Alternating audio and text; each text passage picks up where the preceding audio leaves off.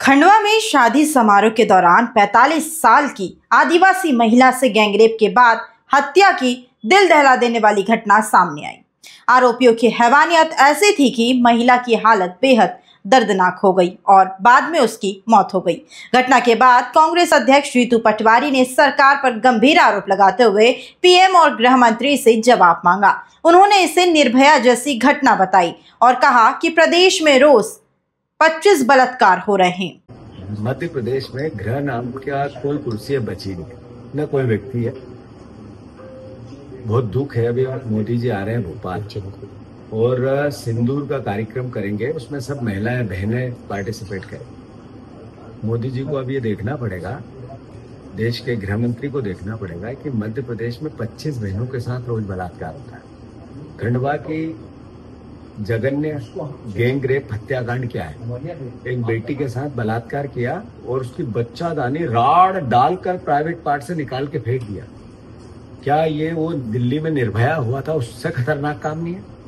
और अगर इसके बाद भी गृह मंत्री ये कहते हैं मैं योग्य हूं, तो मुझे शर्म आती है कि मेरे मध्य प्रदेश का गृह मंत्री इतना अयोग्य है। वहीं बीजेपी प्रवक्ता सत्येंद्र जैन ने घटना पर दुख जताते हुए कहा कि सरकार जीरो टॉलरेंस की नीति पर काम कर रही है।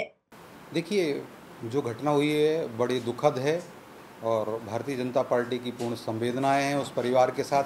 लेकिन आपने ये देखिए, उस पर जो अपराधी हैं वो अपराधी उनके परिवार के परिचित रहे हैं, परिजन हैं, और परिचित होने के बाद उनको पुलिस ने गिरफ्तार कर लिया है।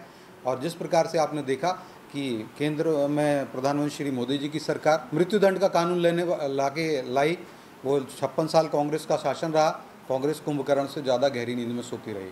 मध्य प्रदेश में भी हमारी सरकार ने ही, कांग्रेस का 45 साल शासन रहा मध्य प्रदेश में, तब भी वो मृत्युदंड का कानून नहीं ला पाए थे। हमारी सरकार ने ही वो मृत्युदंड का कानून लेके आए। जीरो टॉलरेंस से जो भी अपराधी हैं, अपराधियों को मृत्युदंड तक के कानून सजा देने के लिए हमारी सरकार प्रतिबद्ध है। ऐसे कानून बनाए, उसमें जीरो टॉलरेंस पर कार्रवाई हो रही है। लेकिन अगर ये सामाजिक जिम्मेदारी भी है, कांग्रेस के नेतागण इस प्रकार के बयान देते हैं, उनकी एक्टिविटीज़ जो हैं अपराधियों को बल देती हैं, कैटालिस्ट का काम करते हैं कांग्रेस के नेताओं के बयान और उनकी एक्टिविटीज़। आप देखिए, उमंग सिंगार जी जो हैं, उमंग सिंगार जी नेता विपक्ष हैं और उनके ऊपर जो आरोप लगाए, जिन्होंने अपना शपथ पत्र में जो भरा था लोग विधानसभा चुनाव के समय, उसमें उनकी जो धर्मपत्नी है उन्होंने ही कहा कि उमंग सिंगार जी के निवास पर जिस महिला की आत्महत्या नहीं थी वो मृत्यु हुई थी और उसकी जांच चल रही है। दिग्विजय सिंह जी के ऊपर अभी भी जो आरोप लग रहे हैं, जो सरला मिश्रा कांड है, उस सरला मिश्रा कांड में उनके भाई अभी कह रहे हैं कोर्ट में चल रहा है। तो और जीतू पटवारी जी स्वयं माताओं बहनों का अपमान करने वाले, वो उनमें चाशनी और रस ढूंढने वाले, मुझे लगता है कांग्रेस के नेताओं का और समस्त राजनीतिक दलों की भी यही जिम्मेदारी है। कांग्रेस को ऐसे नेताओं को अपने पद, उनके जो पद हैं उनसे हटाना चाहिए।